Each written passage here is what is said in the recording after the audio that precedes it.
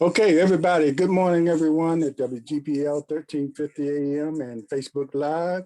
And I want to say every day we rise is a great day to be alive. And the Seven Cities Forums of Hampton Roads presents Portsmouth Coffee Talk with our guests, Leah Drake Stick, Thomas the Colonel Chapman. Good morning, host.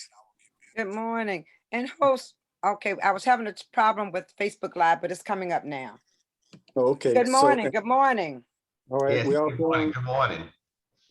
Hey, before you start this morning, might want to put the disclosure out or disclaimer that what is said on the radio station is opinions of the host and also our guests, and it's not according to the not tied up to the radio station.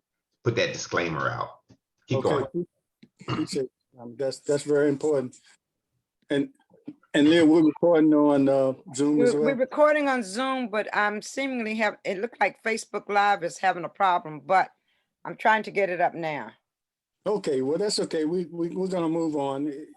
It'll all work out. It'll be all good. This morning is our special guest. We have Eugene Swinson, and he is the co-founder and president of Big Homies, the Big Homies Community Outreach Program, which is an acronym really for Heroes of Minority in Every Society. Am I correct there, brother? Correct. Okay. And also, he's a basketball trainer and coach for Boo Williams Sports.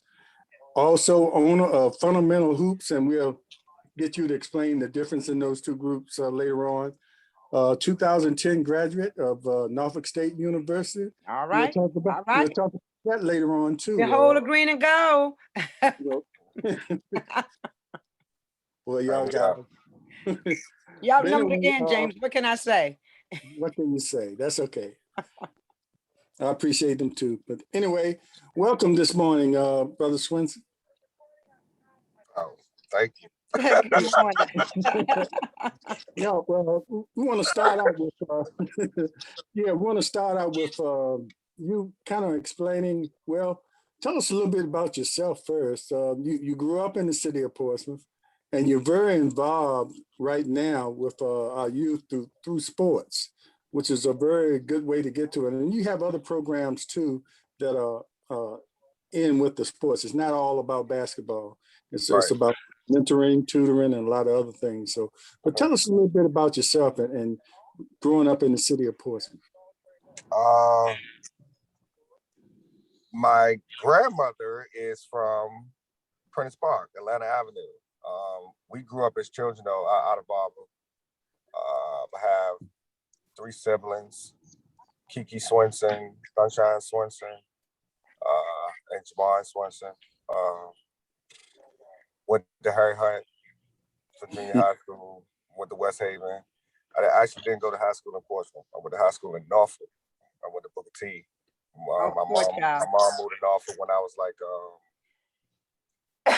8th grade. It's crazy because when we moved to Norfolk, I was about to go to Wilson for 8th grade. Remember, Portsmouth had 8th grade inside of high school. Right. Yeah.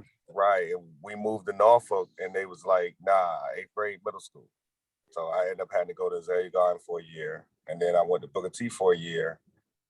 And then I went off the rails after Booker T for I kind of I was already in the street a little bit, starting maybe at 13. At 13, I caught my first drug charge at 13. Oh, wow. Got caught with some bags of heroin, 100 bags of heroin.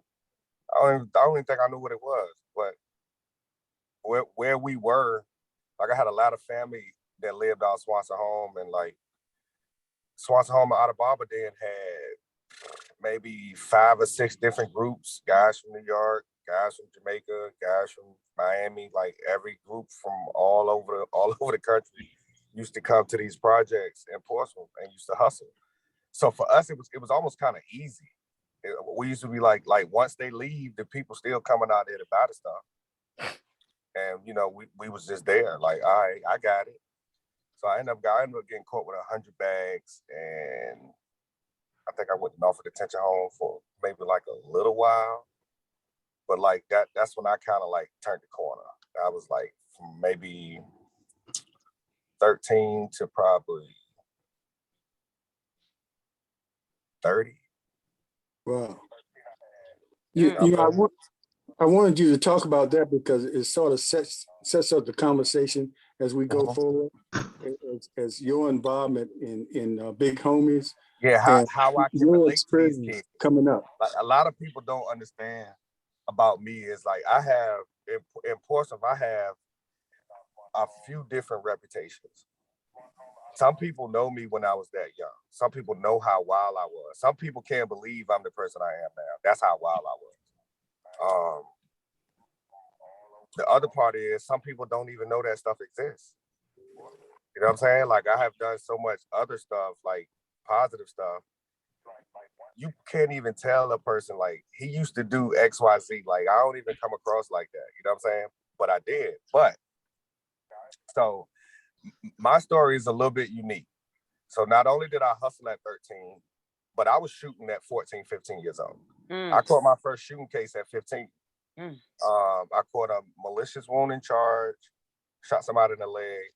I shot another guy in the face. So I had a malicious wounding and attempted murder charge at the same time at 15 years old. So that was during the time when they was labeling black kids as super predators. So I got tried as an adult at 15 years old. I ain't gonna say I got tried. They certified it. You know how they do, like they certified the case for you to be tried as an adult. Like, so I'm not in juvenile court no more. I'm in big person court at 15 years old. So what happened was it just kept continuing it. And I only got found guilty for the malicious wound. The guy that I shot in the face, he was in the street too. He didn't come to court. So I only got found guilty for the malicious wounding, and they gave me 7 years. Got 5 years for the malicious wounding. And of course, you know, the automatic 2 for the gun. But I didn't go to prison until January 1994. My appeal got denied. Like I got found guilty. I appealed, and I think I was out on bond for like 8 months. They picked me up January 10th, 1994. I'll never forget it. Like, you know, you say, I remember the day. Right. January 10th, 1994. I was standing out Lincoln Park, and they just grabbed me and was like, you got a warrant. I was like, how I got a warrant? I'm out on bond. It was like, when I got downtown, I found out that my appeal had been denied. My lawyer didn't notify me, and they just put a warrant out on me and came to pick me up. So I went to prison January 10th, 1994 as a 17-year-old.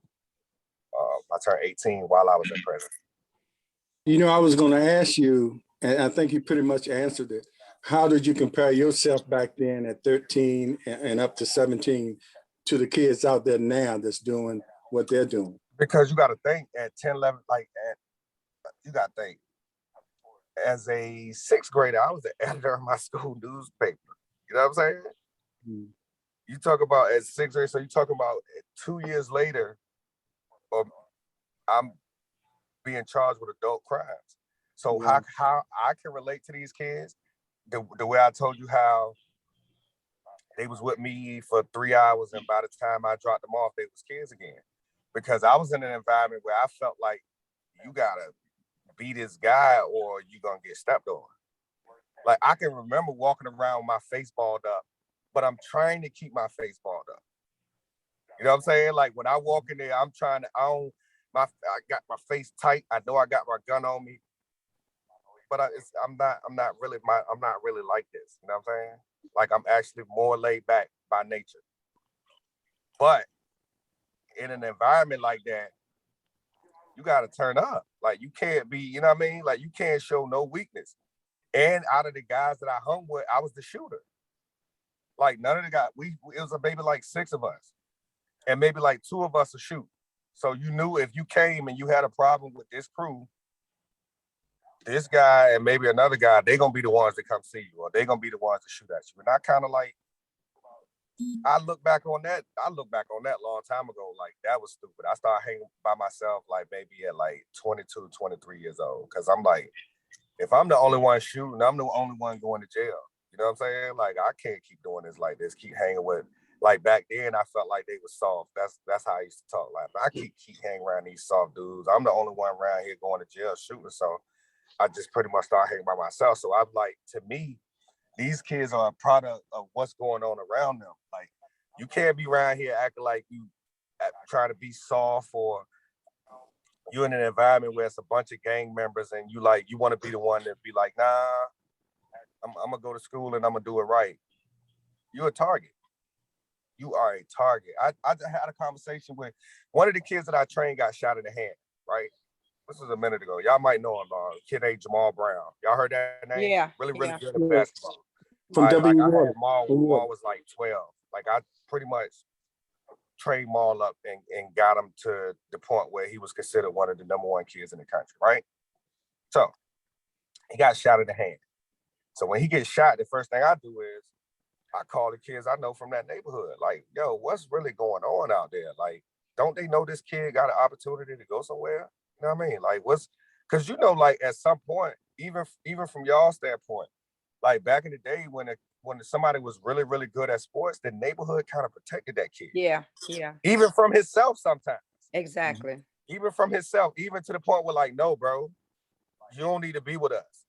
You know what I'm saying? Or like, they just made sure nobody, like, all you need to do is focus on sports. So when he got shot, I'm calling like what's going on? Like, why is this happening? Don't they know he got an opportunity to do X, Y, Z? And the first thing the kid said to me was, man, you don't know what these kids be doing. He was like, you don't know what they be into. I was like, but I know he ain't deserve to be shot. You know what I'm saying? And then they was like, yeah. He was like, yeah, but he was like, you got to look at how people see him. He got all these followers on Instagram. They feel like every time they turn around, he on the internet, you know what I'm saying, for basketball. They think he got some money. Mm. So they looking at him like, so my dude, so I'm telling the kid I'm talking to, I'm like, that's crazy, bro. Like, what happened to protecting these kids? You know what I'm saying? He was like, nah, bro, they a target. That was his exact words. I was like, that's crazy. Like, because like I said, even from my standpoint, that's the connection. That's my basketball connection is, even when I was in the streets, since Vernon Macklin played at Norcom, Right. I've been looking out for kids in the city since then. For me, it started with Vernon. I just keep it 100. For me, it started with Vernon from a basketball standpoint. Like when Vernon played, I met Vernon with, like, he'll tell you, like, if y'all ever get a chance to talk to him, he'll tell you. I met Vernon when Vernon was 14 years old. Walking down Elm Avenue, going to the Armory. I'm out of Barbara, and I see him, and I have a conversation with him. And from there, he's been my friend since then. Like, I've been making sure him and anybody that came after him, if you need something, call me. Even if it ain't nothing but a ride. Eugene, let me ask you this one question for the other hosts step in, because I think a lot of people that don't really know a lot about it, and I might be one of them too, might have the question about, guys like you that are out there in the streets, that from the streets and out there making some difference. Do you see a difference that you're making? Maybe some things that you all probably might be stopping, some things that we don't know that y'all are stopping. See, that's why I don't post everything. What's happening, but we don't know that y'all might be stopping. It might be worse if y'all was out there. And some people might say, well, what are y'all doing? Because they still see the shooting happening, but they might not know that it might be more shootings. If it would be way more shootings. It will be like the Wild Wild West. Now, this is why I don't post everything on Facebook. I don't post everything I do because I lose credibility with these kids. Like, these kids know my background. These kids know I used to do the same thing they did. These kids seen me 3 or 4 years ago in whatever capacity I was in, and they looked up to it, regardless if it was wrong or not. They looked up to it. So I have some respect. And it's not from like, oh, he a killer, we scared of him. It's not that. It's I came from the same environment you came from. They see me out here trying to look out for kids. So I talk to kids from Southside, and just recently Dale's home. I've been talking to the kids from Southside for a while. Like, I go out there and park. I know exactly where the court they be in. I know a lot of them, like, personally. So I call them, I hit them up on Facebook when I see stuff. You know what I'm saying? Just try to advise them, man. Like, for us, and I had to tell somebody that for us, we can't gauge success on stopping all the shootings, because it was shootings going on when I was a child. Like this, so this is something that's, you know what I mean? It's just gonna continue to happen. The only thing we can do is try to slow it down with the players that's involved right now, and try to prevent the kids that's coming up from getting involved in it. Because that's what you're seeing now. The beef that's going on right now, some of the guys that beef started with, they're in their early 20s now. Some of them not even really that active no more. But now it's these 14, 15, 16-year-old kids that came under them. It's the generation behind them that's kind of still perpetuating this beef. So for us, it's like, keep talking to these kids, like even talking to the Dale's Home kids. If we could take those Dale's Home kids out of that equation, that's gonna slow some of the beef down. Like some of them, like I said, we meet with this lady from Job Corps on Wednesday to try to find some options. Don's supposed to get the kids in front of somebody from the workforce or something and try to get them to do a mass intake with kids. Like, so for me, it's like, I know I can't stop it completely, but I can tell the dudes and I can talk to them and tell them how stupid some of the stuff is, or try to advise them to do different things. Or, yo, take your money. Like the Southside kids are getting a little money. Like, yo, why don't y'all go hang out somewhere, man? Like, why don't y'all go try to find a business to invest in? I think one of them got like a little janitorial service. And I'm telling him like, yo, won't you take some of these kids out here and let them work for y'all? But they're telling me the same thing, man. They don't want to listen. So when they talk about gangs in the city, there's really no leadership in the gangs. It's really just older guys and younger guys from the neighborhood. They don't even really consider themselves gang. They say it, but they consider themselves family. Mm-hmm. Like most of the guys, like we grew up with them. They from out here. So it's just different. And like I said, I don't post everything I do. I don't record. That is like super tacky for me. To me, it's almost like helping a homeless person recording it. Like, I just feel like if I did that, then the kids would feel like that's the only reason why I'm doing it. Yeah. Like I'm just trying to, you know what I'm saying? So I do a lot, man. People that's around me, they can't believe some of the calls I get, or some of the places I go, or some of the people I talk to. I got a lot of respect from some of these guys with big guns. And I don't look at them like that because I was just like them. Like even the kid that I picked up, I met the two kids that I picked up the first time. I saw them the day before on the basketball court. I didn't say nothing to them. They didn't even know they was gonna see me the next day, but I just watched them. And I told them when I got them the next day, I said, bro, your face was balled up the entire time you was out there. Like his face said, I wish a nigga would. That's what his face said. You know what I'm saying? Mm-hmm. He wanted somebody. He was just, but then when I talked to him in the car, guess what he said? He said he got shot in April. He's 16. He said he got shot a day before his birthday. So he was 15 when he got shot at Magic City. Mind you, how you get in Magic City anyway? But he was leaving Magic City, right? He was leaving Magic City and somebody shot him. And he said ever since he got shot, he just want beef. He be ready. Like, who want it? And I was the same way. I walked around with my face balled up, even though I was probably one of the nicest kids. But I wanted this. I had to portray this image. You had to know, like, leave that guy alone. His face is balled up. He's mean, and he has a gun on him. So, like you said, you can't. The kids know phony when they see it, man. So you can't. Certain stuff you can't do, man. I just feel like I lose credibility. And I don't really, you know what I mean? I gotta stick to my guns when it comes to that. Gene, do you think that the 18 months of the pandemic helped to increase the number of young people who are involved in these gang-like so-called? Yes. I knew some kids who just got involved in the gang during the pandemic and died. Like we're good kids. For all of them, good kids to me. Like we're good kids, was involved in sports in school, did not.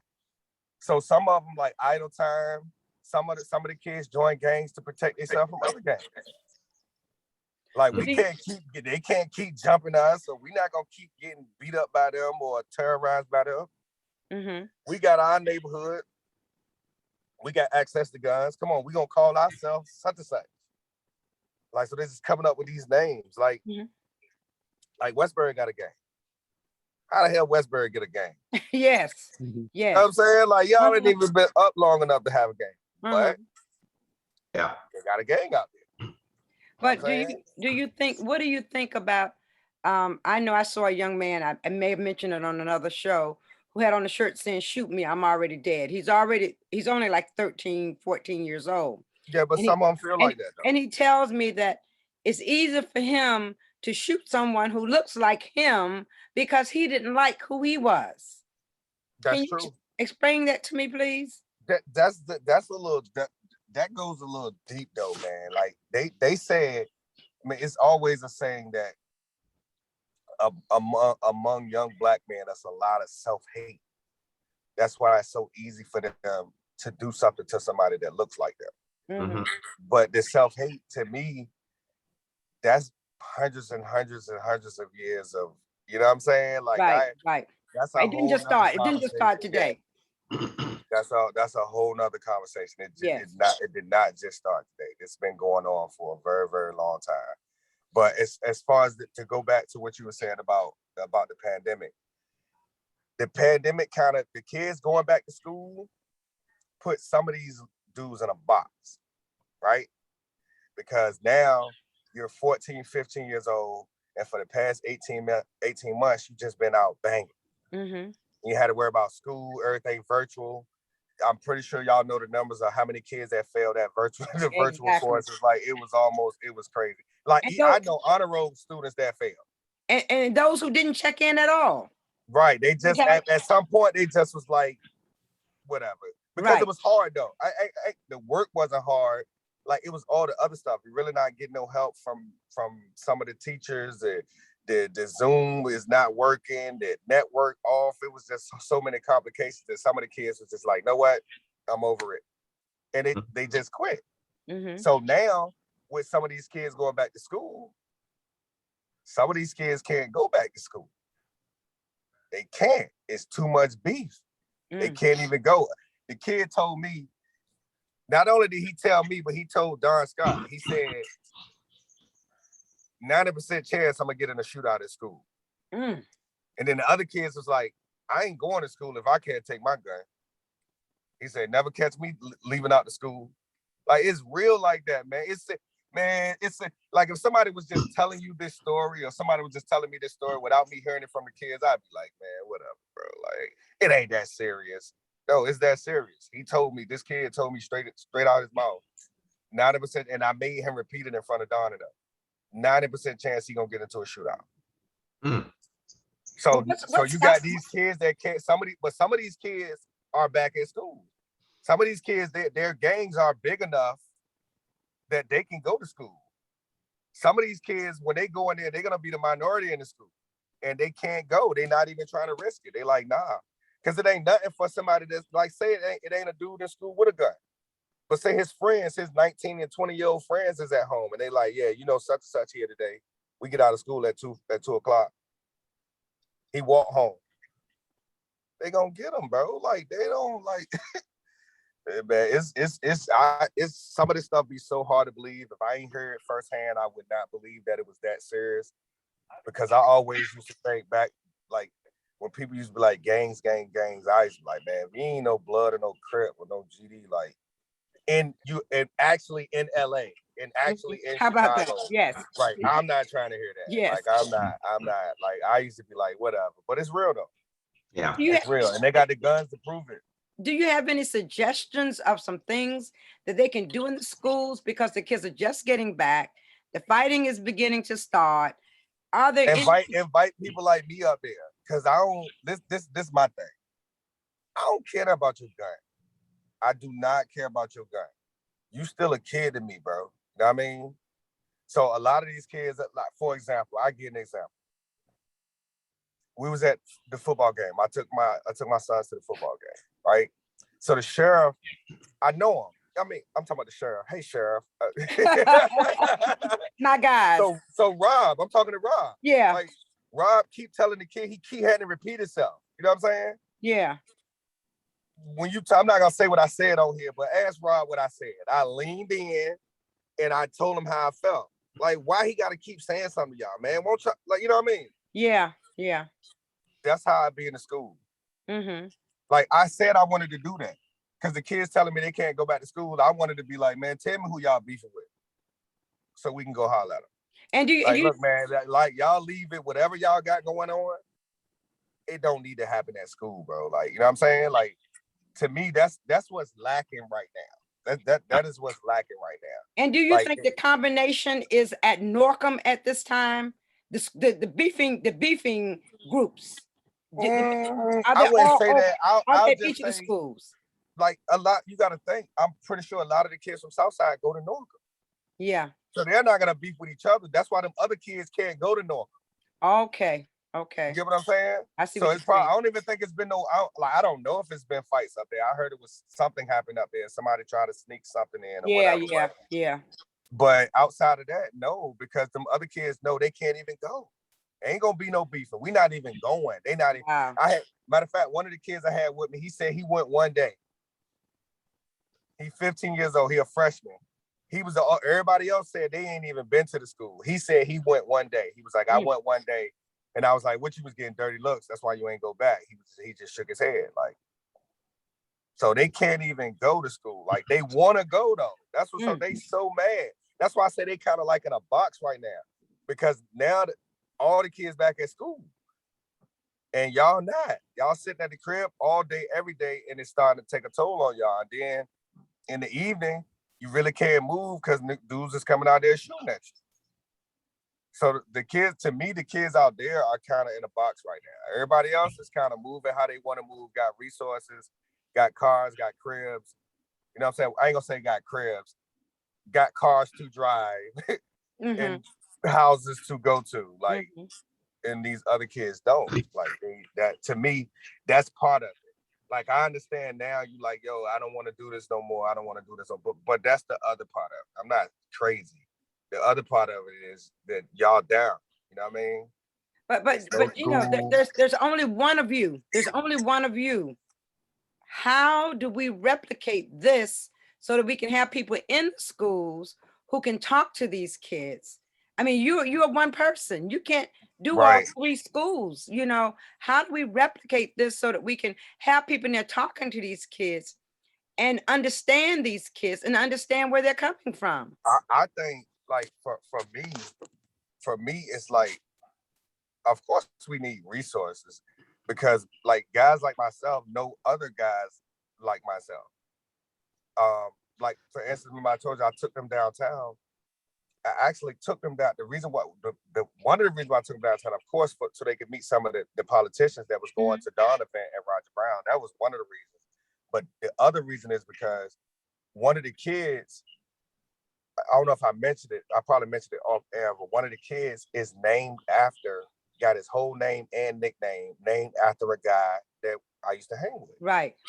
And his best friend is somebody that I grew up with. I took him to see his uncle's best friend.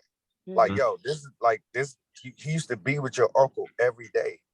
You know what I'm saying? You're named after your uncle. He has his uncle's whole name and nickname, like the whole thing. I didn't even realize that's who he was, and it kind of like, yo, I gotta take you to see him, man. You know what I'm saying? And we sat outside of that little cafe on the corner, me, him, and them 4 kids, and drilled them. I'm talking about drilled them like for like an hour. And then from there, they went to Darn office. And then from there, you know what I'm saying? Like, we was just on them like, it's a other side of this, bro. You know what I mean? Yeah. Like, everything. And we're like, all this stuff y'all doing, when you get like 25, 26, or maybe when you have a kid, it's not going to matter. You know what's going to matter? Can you pay your rent?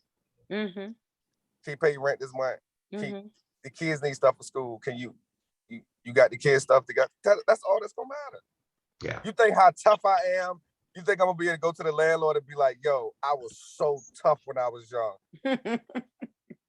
Can you look out for me on the rent this month? Yeah. Landlord going to be like, you can get your tough stuff out of here because I got a mortgage to pay on this. Like, it's just different, man. Like, a lot of stuff, man. A lot of stuff I tell them, I wish somebody would have told me when I was that young. But speaking of tough, Gino, one of the things we talked about Colonel, let me step in because you go there. Yeah, we just got about 2 minutes before we go off the radio station, but we will continue Facebook Live, Eugene. So I just wanted to thank all the listeners on WGPL 1350 AM for listening this morning. and come back with us next Monday morning at 6:30 a.m. And we appreciate you. And we will continue on Facebook Live. So, Colonel, go ahead. I'm sorry to interrupt you, but I just want Oh, to. no. Actually, I was trying to segue to let you back in. Oh, okay. Yes, I was going to segue to let you back in. But speaking of paying the rent, we also have to pay the rent. And so if you like these real shows like you're doing out there in Electron Land, you can send a donation or look at doing a sponsorship, and you can send it to Portsmouth Coffee Talk, P.O. Box 7664, Portsmouth, Virginia, 23707. And I was as I listened to our guest today, Gino, it reminds me of and I'm old school, so I'm older than you.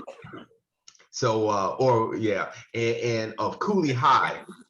Right. And where the neighborhood protected that athlete, which we're not doing now. And remember when he got killed in the end, and they did the famous song Cooley High. I don't know if you remember that. Yeah. Oh, so you know. Oh, come on, of course I know, man. Yeah, but Of course we know what Cooley High is. yeah, but some of these young folks don't.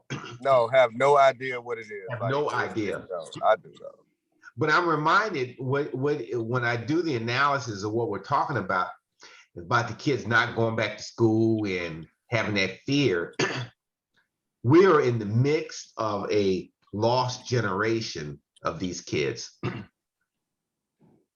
And it's going to be a hard way to get them back. Uh-huh. And then when you were talking about kids saying what you would tell them, landlord don't care how hard you are, and landlord don't care that you hard, that or the Dominion doesn't care. They're gonna cut your electricity. Yeah, they're off. gonna still cut it off. Yeah, it don't make no difference. And the other thing is, there are no retired drug dealers out there. Nah. Yeah, there are none. I haven't seen it in all my years, and I'm 60-something years old. But I'm also not one of the holier than thou guys to say we all have done something in our lives that when we there could have been a turn down a street that would have changed the direction or the trajectory of our lives. And so that is these young folks' lives, there's going to be a road where there's a road of no return versus there's a road that you take a left or right, a left that you can have a chance for a future. And so I think that's the message that you're trying to get to these kids, if I'm correct. Yeah, for me, I use the word, I try to say the kids need to be redirected. Yes. That's the word I use. They need to be redirected. And for you're right, there is, I wouldn't say the whole generation, but there is some of these kids that don't want to be saved. That this is the life they want to live. And that's fine. That's fine. We'll still, I like the fact that they listen. Because some people can't even get them to listen. They don't even want to hear it. So I like the fact that, one, they'll give me the time and sit there and listen to me, whether it's in person or on the phone. And for me, it's really trying to focus on, I don't want to say the next generation, because these kids are kind of part of it, but the younger kids, the 13, 14, 15-year-old kids that still got a chance. Because if you're not 18 yet, you still got a chance. You know what I'm saying? Once you turn 18 and that stuff hit that adult record, yeah, it's an uphill battle for you. You can still do it, you know what I'm saying? But it's gonna be much harder. So these kids at 14, 15 years old, if we can redirect those guys, and that goes back to the name of our organization, Big Homies. All right. So even though Big Homies is an acronym, that's something. It stands for something in the street. When you hear a guy say, "That's my big homie," he's usually the older guy in the game. You know what I'm saying? Or maybe further back, just the older guy in the neighborhood. Might not be part of the game, but just the older guy in the neighborhood that probably used to do all the same things you did, that can advise you of what's going to happen. You know what I'm saying? Yeah. Like, hey, bro, I used to sell. I'm telling you, this gonna happen. Or, hey, bro, I used to carry my gun, and this gonna happen. Like, I can advise you of everything that's gonna happen to you because I've been through it before, right? So, who's advising these 15, 16-year-old, 17-year-old kids now? Kids that's maybe 4 years older than them that haven't been through nothing. Like, you haven't even experienced life yet to be able to advise a kid on what he need to do or what's going to happen. Even if you know what's going to happen, you don't believe it yourself. So why are you going to tell him? You know what I'm saying? So for us, that's what we came in at. Like, okay, these kids don't have no big homies. That's what I kept seeing that online. Like when stuff was happening, man, where's these kids' big homies at?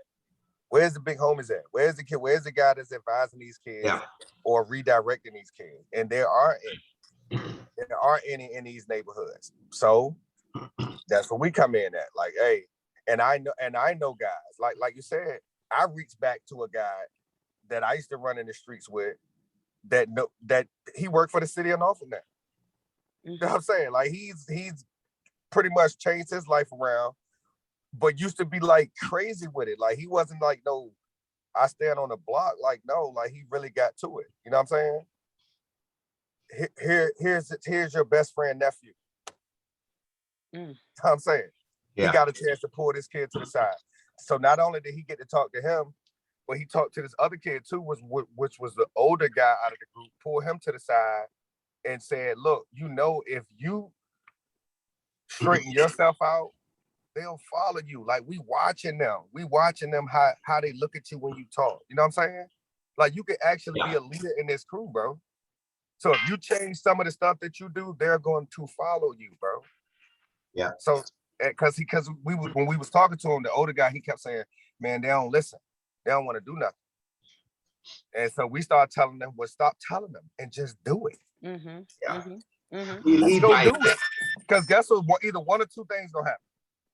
If you change yourself, if they don't change with you, you're gonna end up getting away from them. You know what I'm saying? Because that's how I was. I swear to God, that's how I was. Yeah. I was hanging with some guys and I started doing stuff differently. And the more stuff I started doing differently, the more I didn't want to be around the stuff that they was doing no more. I want y'all to do what I'm doing. So if y'all ain't trying to do what I'm doing, I'm about to go over here and hang with these 22 and 23-year-old kids at Norfolk State when I'm 29, 30 years old, and I'm doing this now. I'm not even, I can't do that no more. So I kind of, you know what I mean? Well, the light bulb goes on. My environment, you gotta change some stuff, man. That's right. Yes. So for us, it's more advising them, like telling them what we've been through. Like I said, my lifetime experiences. I could tell some of the same stories they could tell. You know what I'm saying? Like I always tell them. I told these kids this story, right? I give y'all this story, right? So I shot this dude, right? He was about to try to rob us. I'll just say that. Just make it, because I've told this story a million times. I love telling kids this story. Me and my guy shot this guy, right? He's supposed to have been trying to rob us. We both had the same caliber gun. So we don't really know which one of us shot him for real. You know what I'm saying? Could have been either one of our guns because we had the same caliber gun, right? But I was known as a shooter. So he told on me. They came and picked me up the very next day. I was like 15 years old. They came and got me the very next day for shooting this guy, right? So when I got locked up, do you know what my friend said? The other guy that was shooting? Better him than me. Your friend. I'll never forget that. Your friend. I'll never forget that. I'm your friend. Never in my, he wasn't my friend, obviously, if he said that. What's wrong? Oh, he wasn't my friend, obviously, if he said that. But I always try to tell the kids like that story, like these relationships y'all got that seem like they the best in the world, it don't really mean nothing, bro. The only people gonna have you is your family. I promise you. Your mom. I promise you. I went to penitentiary. It was my mother, and you know what I'm saying, like, and my grandmother. Yes. Even though my grandmother didn't have no money, my grandmother sent me that $10, $15 a month. That was like everything. You know, like, so.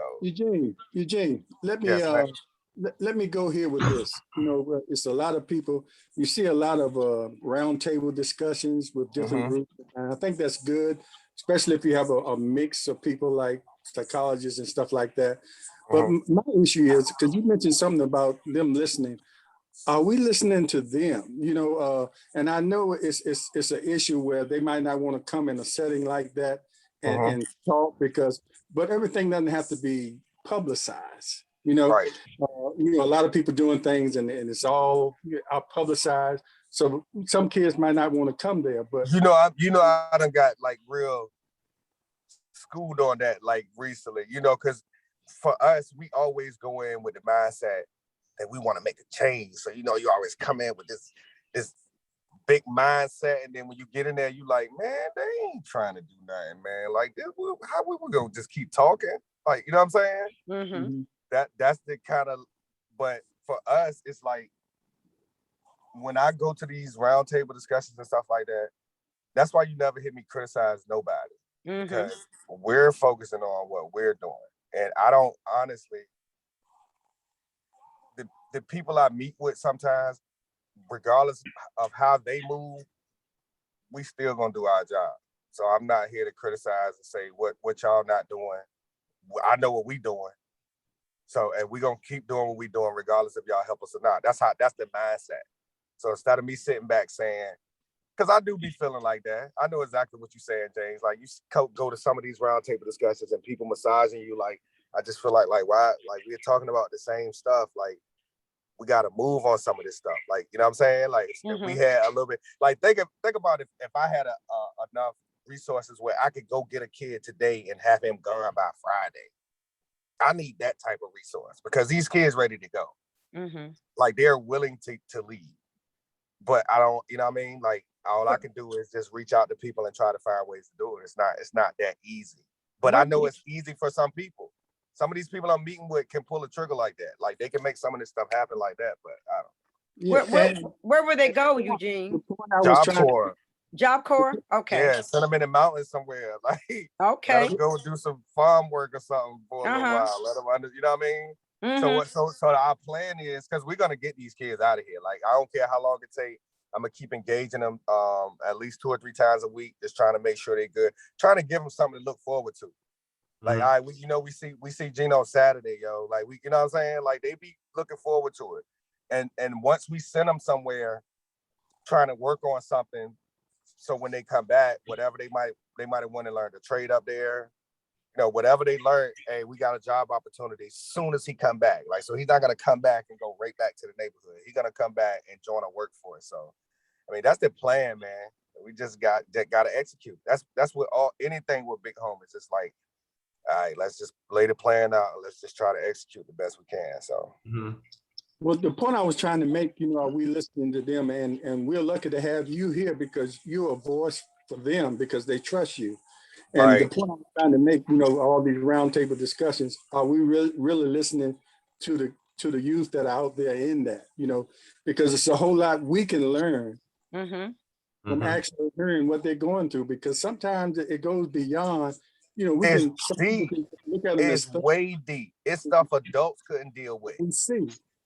Yeah, these kids are having to deal with adult problems, yo, Yeah. and adult situations with a child mind. Like, you listen to some of this stuff these kids be going through. Man, I had a kid. He's 7. The kid that was 17. He told me he been getting locked up since he was 7.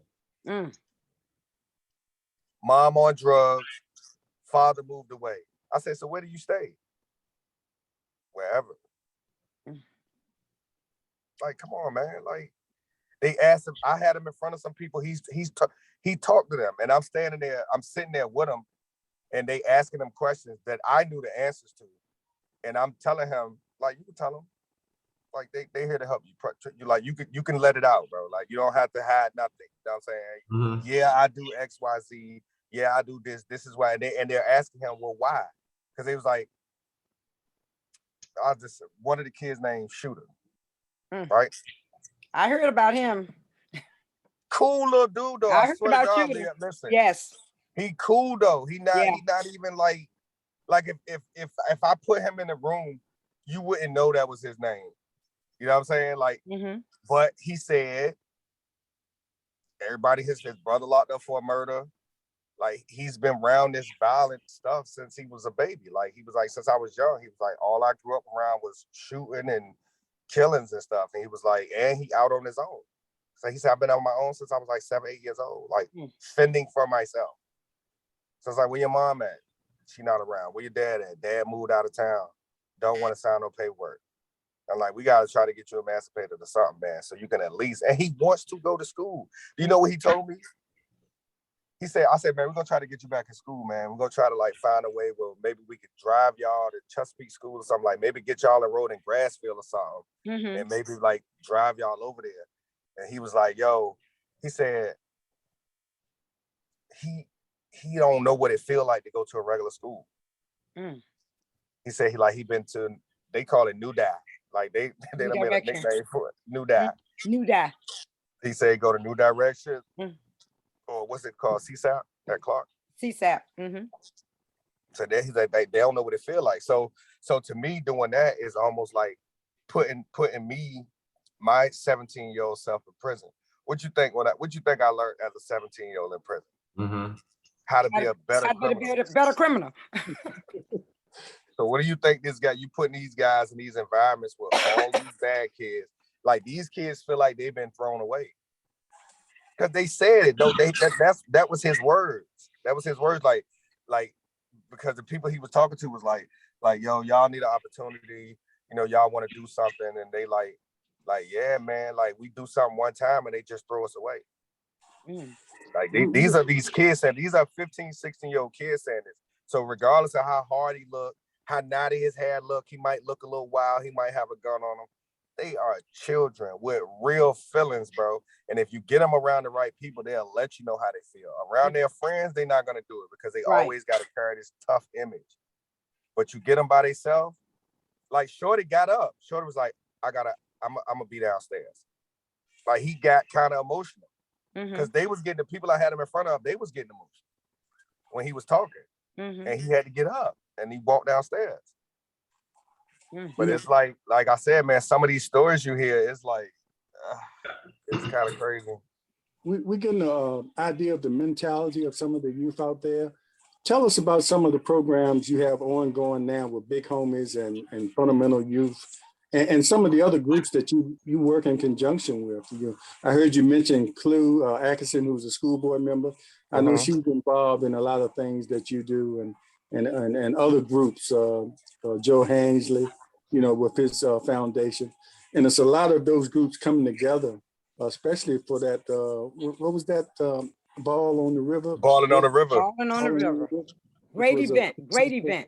Yeah, that's what was involving the great. State Department and everybody. Talk about some of the things so we can know what's going on with the groups like that and where the support needs to come from. Right. So stuff that Big Homies do, like we kind of we do a little bit of, what's about to write something down. Hi. This is our co-founder. She done came in my studio. She done stepped in my studio. Is that Alice? Yeah, this is Alice, yes. Hi, Alice. Hi, co-founder. In your studio. I like your studio. She should have stepped in my studio. You see, I got all the lights on in here. Imagine she had something set up for me, but I didn't want to wake her up. But you got to pay for putting her on. So what we do is, we kind of like do whatever's. We kind of like do whatever's. We do a lot of community events, back to school events. I'm gonna do it in sections, like back to school events. We did a trunk or treat, and we do the community events in the neighborhoods because one of the ways we feel like the residents can kind of take their neighborhoods back is by coming outside. Like with a lot of the shooting that goes on in the neighborhoods, a lot of these residents don't come outside no more. Don't let their kids come outside. So, but when we're out there, ain't no shooting going on while we're out there for whatever reason. I'm not saying it's just because of us, but I do be feeling like that if be because of us. But there's no shooting going on out there. The kids can come out and play. The residents can engage with each other. The residents can engage with the police. Like being able to, because they won't talk. What police officers tell us is the residents won't talk to them when they just come out there for business. Like they might come out there on a call or something like that. The residents really don't, they don't really engage them like they want to. Even if it's just like they just trying to be friendly, just trying to be community officers, you know what I'm saying? They like the residents don't engage them like that. So that's another reason why we do a community events and invite all the law enforcement out there to kind of change the setting a little bit where the residents will kind of feel a little bit more comfortable talking to law enforcement. So we do basketball stuff outside. Like we'll come to a court, like say, because one time I seen a parent say, like her son wants her to play, her son wants to play basketball, but she'd be scared to drop him off at the court. So I said, you know what? We're going to start going to some of these basketball courts, just popping up out there on a Saturday or a Sunday, bring a cooler out there, and we're going to just sit out there for like 5 or 6 hours. And we're going to put it on our Facebook and let parents know, hey, we're on Cavalier Manor basketball court, or hey, we're on Mount Hermon basketball court, which means it's okay for you to drop your kid off out here today and know that he out here with some adults that's not going to let nothing happen to him. So we try to make these neighborhoods safe by just showing up to the neighborhoods. Doing an after school program with Parks and Rec. Supposed to go out. Swanson Home is one of our locations. And I think Churchland Elementary is one of the locations. We do support groups for moms who lost children. We do that once a month. Alice actually does that once a month with I want to say a grief counselor. A grief counselor moderates the meetings. And what she does is once they meet and talk, the reason for it is to try to give moms who probably just lost a kid, pair them with somebody who maybe lost a kid 5 or 6 years ago, which means they kind of know how to deal with the grief that comes with it, any coping mechanisms, any people, professionals they talk to that help them with it. We kind of get them together because they kind of help the fresh moms with coping with the loss of their child, and also give each person that attends the group the option to see that grief counselor. Either we'll pay your copay or we'll just pay for it. You know what I'm saying? For you to see this person, like schedule some individuals where you'll go with the person by themselves. We do the basketball camps, free basketball camps and stuff like that. Like I said, man, like anything somebody needs. Remember I told we just took clothes to some kids. Like we just, you know what I mean? Like if you call and it's possible, sometimes it's not just us. Sometimes it's just us using a resource. And like, hey, we got this kid that need XYZ. You got anything for him? Yeah, we got something for him. Come get such and such from me. We got it, you know what I mean? Like, so we pretty much just try to do that. Anything you need. If I can do it, I do it. If I can't do it, I call somebody that can do it for you. So and you did open house with us at Lakeview Elementary School. I definitely did. I definitely posted. That's why I say anything, because Carlos is on our board. Yeah, Carlos is it Carlos and Clue? It's me, Carlos, and Alex. Oh, okay. It's me, Carlos, and Alex. And now, how do I know Carlos? Carlos is my child. Carlos is my child. But Carlos was one of those kids who played basketball for Northam. That's right. Who could call me for anything. Yes. Hey, we just finished playing. We need some money to eat. Hey, we need a car for the prom. Hey, we trying to go see such and such over here. Whatever. Call me, bro. Call me. Just call me. I ain't gonna be at the house this weekend. Y'all, come on. Y'all can take the crib. Like I used to, you know what I mean? I used to just make sure they could call me for anything. And with all of them, Vernon, Dodo, like everybody. And one thing I never, Malik Trent, one thing I never did is, and this is how I prove who I was to them. When these guys made it to wherever they had to make it to, I never asked them for nothing. Like I used to tell Vernon, like, bro, just come back and do the free camps. Like when you get drafted, we know you're gonna get drafted. We know you're going to the league. But when you go, you don't owe me nothing.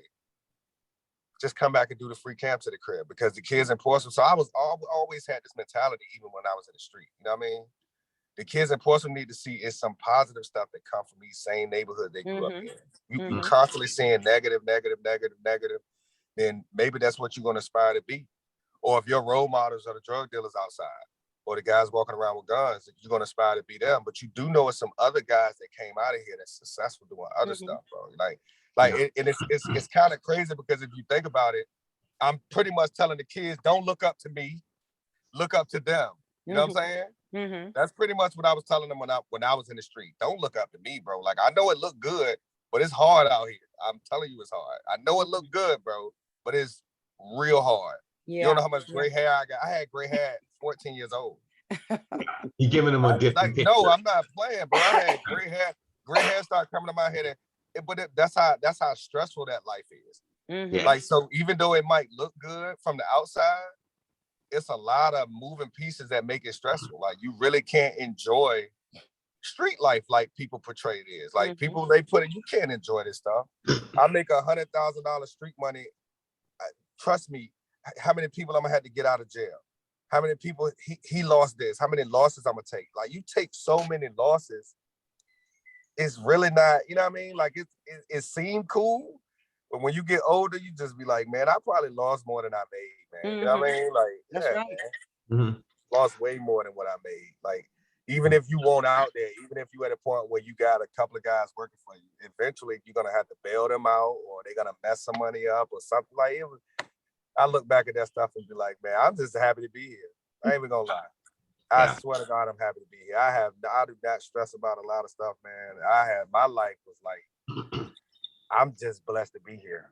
I have to say that. But Gino, on top of the basketball, and you also have done some gaming with kids. I've seen that. You took kids in for gaming, and you do mentoring as well with these young people. Yeah, like, that's why I say, like, for big homies, that's why I say, like, it's one-stop shop. Whatever you need, I got it. Because we have people who've been through, like, Alice is a nurse. Like, Alice is a pediatrics nurse. Okay. Like, she's been a nurse for as long as I've known her, even before we was together. Like, she's been a nurse. DeCarlos is a school teacher. You know what I'm saying? So it's like, it's a bunch of different ways where we can get to these kids. So that's why I say, when I say one-stop shop, it's like, whatever you need. If you call us, man, I got you. But I've always been like that, though. It's so crazy. I hate to keep using the street stuff, but in the street, I was the same way. You short on your rent. You need your lights paid for. Hey, my kids don't got no shoes for school. Or this kid, he don't got no ride. They need a car for the prom. Like, whatever. Anything you call me for, man, I pretty much try to help you out. And I only did that to balance myself out. Because I kind of felt like, even though nobody really knew what I was doing, you know what I'm saying? Meaning they didn't see it. Right. You knew, but you didn't see it. I still used to feel like I believe in karma.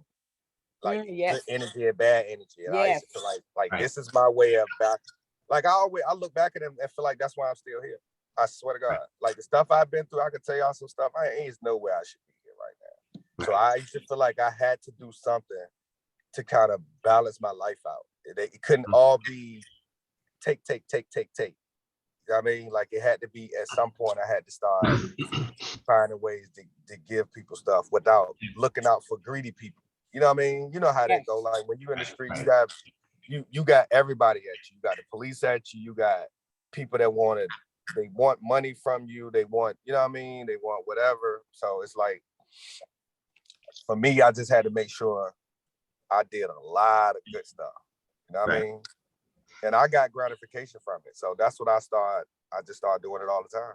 Right. Gino, I got two questions for you. One, you mentioned that just call you. So I need you to put your number out there, or either how to people get in contact with. Because you mentioned that a lot there. And then so one, and then this is coming November, this is election season. And so if has any of the people running for office contact you and saying what I can do for you once I get in office or help the city? Was one. Now this is, hey, listen. Okay, this is actually This is a Well, good question. let me get you rest up now before I put you out there. And then two, the people who got elected last time, after they got in office, has it been dead silence, and have they reached out to you? So those are three questions for you. And this is gonna sound crazy. Okay, first question is, of course, we're on Facebook. Big homies Virginia, I think, on Facebook. We're on Instagram too, same name. My number is 804-399-0579. If anybody want to reach out for something. Like I said, if I don't have it, I definitely can find somebody for it. Now to the politicians. Politicians been cool with me though, man. I can't even, like, that's why I say I don't really have that. I had to learn them and how they see stuff. You know what I mean? Like, because everybody didn't, because one of them, I'm not gonna say his name, but one of them I used to have like an issue with, because I felt like he didn't relate. You know what I'm saying? And the more I knew him, like, everybody didn't grow up the way we grew up. Right. So if he's saying like, hey, we hired these 50 kids and we did XYZ, to him, he did his job. You know what I'm saying? Like, that's just how he sees stuff. I had to get out of trying to make the politicians see stuff how I saw it because of how I was raised. Like, his impact is no different than mine. It's just in a different way. Different way. You get what I'm saying? Like, I had to stop. That's one of the reasons why I don't criticize nobody. Because they all feel like they're helping in their own way. And just because I'm doing it one way, I can't say that he's not doing it the other way. Now, the other part, Don Scott. Yes. Don Scott, listen. Your man. Listen, this is my guy. And I've been around some real, like, I've been around some guys in my life. He has got to be one of the realest dudes I ever met in my life. Yes, he is. And I'm not exaggerating. I don't exaggerate about people. He care about stuff, and I told him this. He care about stuff that he don't have to care about. Exactly. Like, he's in a position where he don't really have to care about the kid that lost his child in the fire, or these little gang dudes out here. He don't care. Like, he be like, no, bring them to me. And he don't want nobody to know. That'll be the second thing he say. Don't tell nobody. He don't be trying to put it out there like that. But Don helped us. Don helped our group get a grant. Don and actually Senator Lucas helped us get a grant. And to be honest, the grant changed our group. The reason why I say the grant changed our group, because obviously, if I've been doing all this charitable stuff for a while, I've been spending my own money. Like, obviously, you know what I'm saying? So what Don did was, the grant that Don got us helped us. Now we can help more people. Now some of these big ideas, like balling on the river that we had, that it cost it. That was a costly event. It was worth it though. It was worth it from the impact it had from a news standpoint. Like, here we go, got some positive news out of Portsmouth. As far as how many kids were serviced that day, like, it was a lot of kids that got serviced that day. Right. Like, so the impact that it had was way greater than how much it cost to do it, but would not have been done if we didn't get that grant. It would have been, we probably still would have did it, but we definitely wouldn't have had that court out there. Like, that would have been like, so yeah, man. So the politicians for me have been really helpful. That's what I'll say. And this not me being PC, because I'm not at all. I would rather just not say nothing. Than be PC. Like, I just won't speak on it at all. Right. You know what I'm saying? But me personally, from the mayor to the vice mayor to, like you said, Clue on school board, from Don, Louise Lucas, like some of the politicians that I meet, like from the school board, like when they see me now, they like, yo, however I can help you, just let me know, just reach out.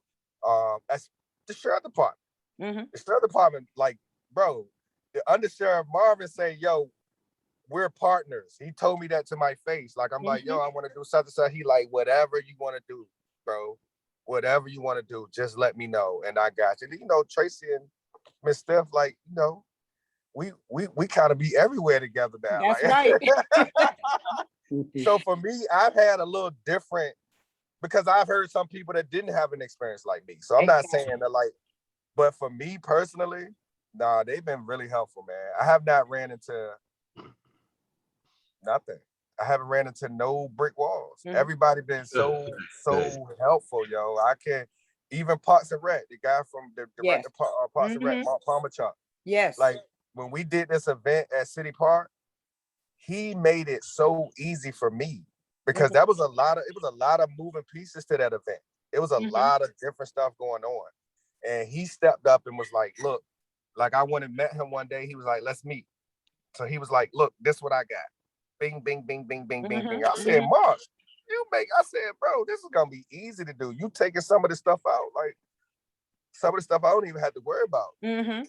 So I could just focus on this part. And then you got Alice and DeCarlos helping.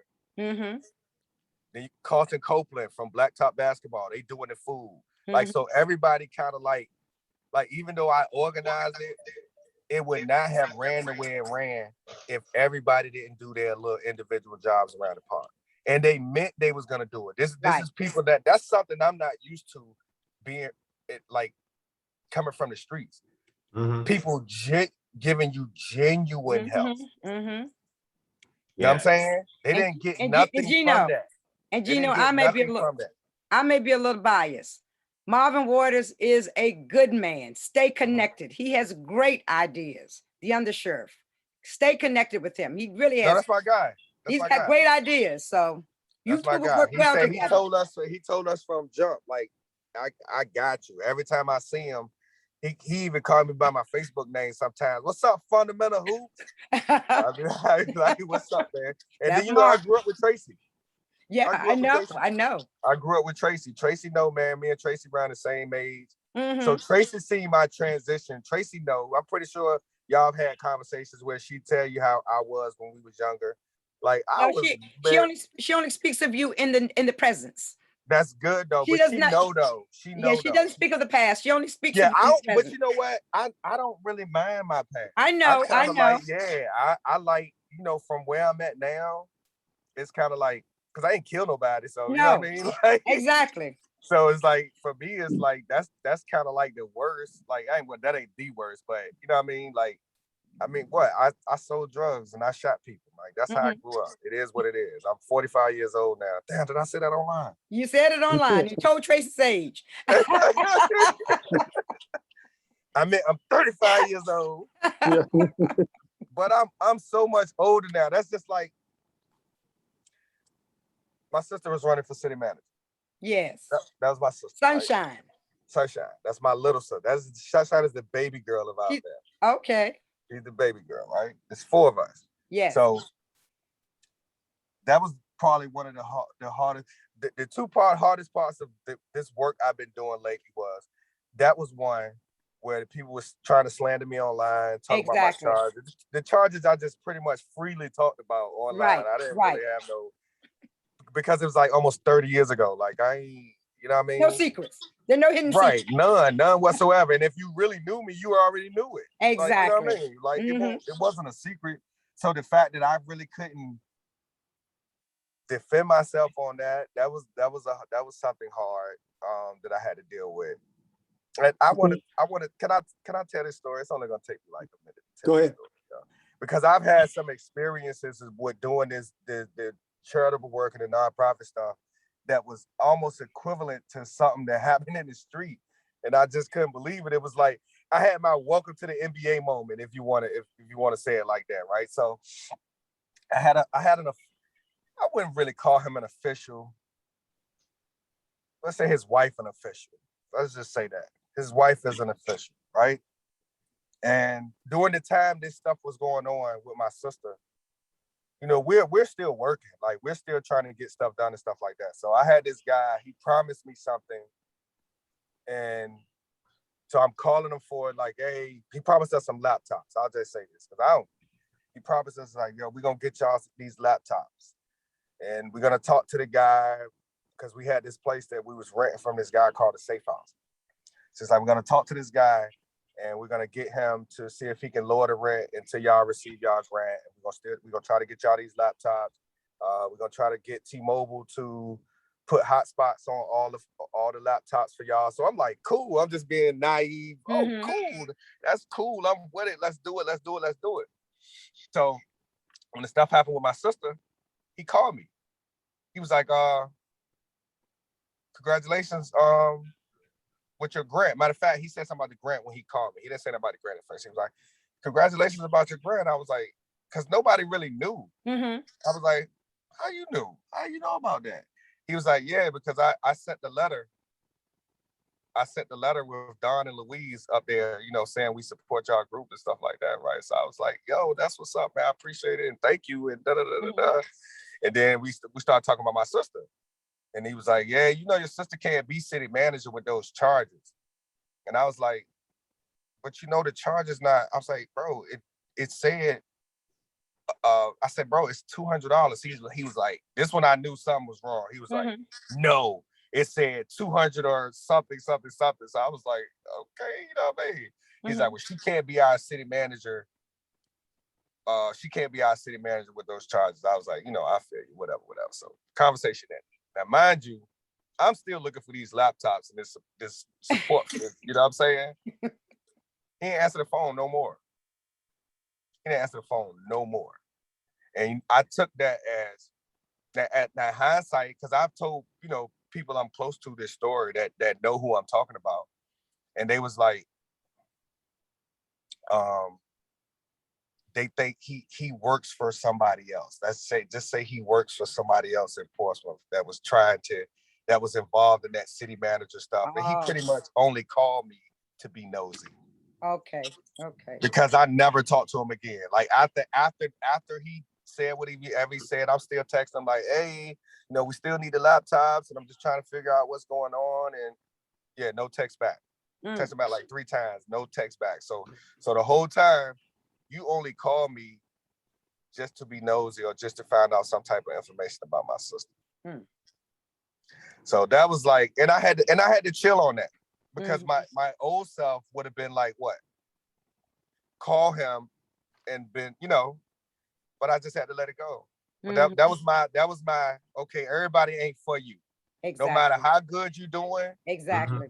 Everybody's not for you, bro. Exactly. Everybody's not for you. And I'm just happy that our group has made it as far as it, because it's been a short period of time, not for me as far as the work we've been doing, but as far as the group itself, me, right. Alice, and Carlos, it's only been like a year and some change, and we've made some big steps in a short period of time. And I don't know, I always look back at that situation and was like, I guess that was my welcome to the league moment, yo. Yeah, like, yeah. and the better you get, and the more you do, the more you're gonna have people coming for you. So just stay strong. Yeah, I don't really be tripping on the online stuff. Like, come on, man. Just from my background, I'm tough. I'm super tough. So you saying a little bit of stuff online, that's not gonna bother me. Like I said, the fact that I couldn't say nothing back, which was probably a good thing that I couldn't say nothing back. Yeah. It was probably good. It was probably good. I had to you know, I probably would have turned up. We're going to wind down now because we've gone longer than we ever had, but we always go long when the information is good as what you offered to us today. I was about to say that, man. I made history today, man. That's yes, you did. You did. And listen, and none of us was rushing you off. That was the sad part about it. Yeah. But good stuff. We always give, even though we're winding down, we always give everybody a chance to make a last comment and everything. But I want to say, as part of something you all do, you offer the CPR classes, which is good, because just like that incident the other day in Swanson Home, when that young man was shot, took off and ran. He could have helped his friend or something, man. That knows what to do until help gets there. So, and that was actually Alice's idea. She's a nurse. And she said, some of these kids might have to say they friend. Exactly. Because somebody asked us like, yo, why? Because they looking at our initiative like, why y'all doing CPR? And she was like, you don't see how much these kids get shot out here. One of these dudes might have to save one of their friend one day, man. It'll be nice that they know how to do it. Exactly. My aunt died if people knew CPR, my aunt wouldn't have died.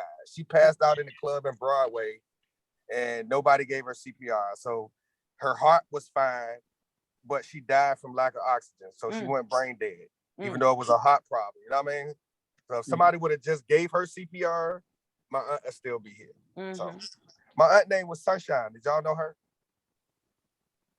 Well, I didn't hang you to Broadway. No. No, I was just joking. She used to run Ladin too. Y'all remember Ladin? Oh, too? yes, Yeah. yes. With my Mac. guy. Huh? Mac Towns. Mac, Mac Towns. yes. Yeah. My aunt name was Sunshine. My sister is named after my aunt. Her real name was her real name was Karen Swinson. Yes. They call her Teen. Yes. Let me mention this too, Eugene. You have a sister that is an accomplished writer. Yeah, Kiki Swinson. Kiki Swinson, that look her up, and we're gonna try to get her on the show. But she has about 20 books out there. I told you that she has a lot of books. Ready to, one of them is getting ready to. They're looking at making a movie out of it. If I understand. So correct. I think if I'm not mistaken, she's in LA right now.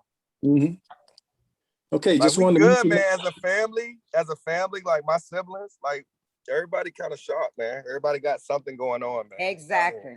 Entrepreneur. We just started out late because, like, you talked to my sister did federal time too. So, and she kind of got out. Yeah, Kiki did fair time. Yes, sir. Kiki did federal time. So you go, like, she started writing while she was locked up. Okay. You she did like 5 years and came home, got herself together. She's actually she published other people's books now too. Wonderful. So she got a publishing company along with that's pretty much what she's got since she's been writing. She started to publish other people's books now. So talented family. Yeah, I sure hope so. We started off late, man. We wanted to use our talents on other stuff at first. It's not where you've been, it's where you are now. Okay. Facts. And I'm in the studio. I see your studio. So it was good, great talking to y'all, man. This was easy, man. I'm getting used to it. Well, you made it easy on us. Yeah, because I promise you, I did not take pictures. I promise you, it's so hard to find a picture of me. You got one though. Slim can find some pictures now. Yeah, look, he said I got some. If there's a picture out there, Slim has it. Slim has it. No, I just recently started taking pictures in about the past 18 months, man. I would not take no picture, man. Like, it's a joke amongst our group. When it's time to take pictures, I start walking away. They'd be like, no, you come on. So, I don't know. I don't think I take. I just told you, man. I'm just so used to being in the background, man. I mean, like, I'm used to. I always say I'm used to being anonymous. Like, I exist, but you can't put a face on the name. Keep hearing my name, but I don't know what he looked like. That's how I was for about 20 years. Okay. So I'm breaking out of that, man. I'm breaking out of it slowly. Well, look, once again, we want to thank you again and appreciate all the information that you gave to us today. You gave us some insight. Like I said earlier, you're a voice to those young men and ladies and girls that are out there. They're part of it as well. So yeah, they are. They're a big part of it. Yeah. So a big part of it. Forget that the young girls out there too. Yeah, they are, because they control the guys. These little dudes, they love these girls. You know how it goes. We know how it goes. Some of these girls will tell these boys to tighten up. They'll do it. I know they'll do it. They'll at least help. But they probably don't know how to do it either. They need to be coached too. Gino, there's an African proverb says the man rules the world, but it's the woman that turns his neck. Okay. No, it's true. It's true. It's true. It's true. Yes. It's real true. Yeah. When you laying down and thank you, y'all about to go to sleep and y'all just talking and stuff about this big decision you got in the morning, she has a lot of influence on whatever decision this man is about to make. Exactly. It's a joke amongst us when the judge come to court in the morning. He ain't had a good night. It might not be a good day for you. That's true. Okay. Thanks. Let's just hope. Thanks everybody for watching, and come back next week. We'll have some guests on here from Norfolk Central Heart Hospital. So Mhm. we appreciate it. So thanks everybody. Thanks co-hosts. Everybody got their last comments in? Yeah, Colonel? we good, man. I just Appreciate want to say y'all, man. thank you so very much. Great information. We got Yes. to do it again soon. Keep spreading the word. Keep doing what Yes. you're doing. Oh, look, I got one more comment, and I'm done. This is the last thing. On December the 4th, I might be wrong. She gonna kill me for this. I'm gonna put the information out. Either December the 4th or December the 11th. We're doing a black tie event hosted by Don Scott. It's gonna be a fundraiser for the kids in Portsmouth, elementary school kids in Portsmouth, to buy toys for them. Okay. Like I said, it'll be a black tie event. It's gonna be nice. It's either December 4th or December 11th at Hub 757. And Slim, Hosted by Don Scott. and before we go off, Slim, we would be remiss not to offer our prayers for Don Scott, as on tomorrow, Yeah, he he going will tomorrow. be giving Yeah. a kidney to Judge Morrison. And that's the most selfless act that anybody could ever do. And we pray that Don and the judge and Judge Morrison will have a safe surgery. They will come through it healthier than they went in. So we pray for Don and we pray for Judge Morrison, and we pray most of all, I don't know many people who would be willing to give up an organ. And I'm just so thankful for Don for what he's willing to do. Indeed, I'm glad you said that. And, you know, that shows the importance of being a donor. Make sure Exactly. you're organ Exactly. donor. Yes. You And that's never know. something we may need to have a show on. Yes, Donors, we Slim, will. You never know whose life you might. save. And Okay. you know, Slim, you are a recipient. I'm a recipient. You know, Amen. because of a donor. You look good though, man. You Looks look good, good though. Yeah, Yeah, thank he you. do. He do. 6 years, new heart. And Gino, he got a heart. He got I a heart. I know. Yeah, you He know remember, that. when I talked to him, I told him I remember everything. He A remember heart the for Slim. conversation we had. He remember. That's Yeah, right. yeah. We had a Everybody nice was running around here talking about a heart for Slim. Yeah, so prayers go up to Don and Johnny, you know, Yes. Definitely. Yes. tomorrow. So thanks everybody. We're going for real this time. We're almost making 2 hours. You definitely broke a record there, brother. We did break a record. Yeah. And I this will can turn the lights off in my studio now. Yeah. And this will be on YouTube later on tonight or tomorrow. It'll be on YouTube, our YouTube channel. Okay. And please like and share our Facebook page, as well as subscribe to our YouTube page. All right, we out. Thanks everybody. Have a great Thank day. you. Goodbye. Bye. Let me stop this. Wait a minute.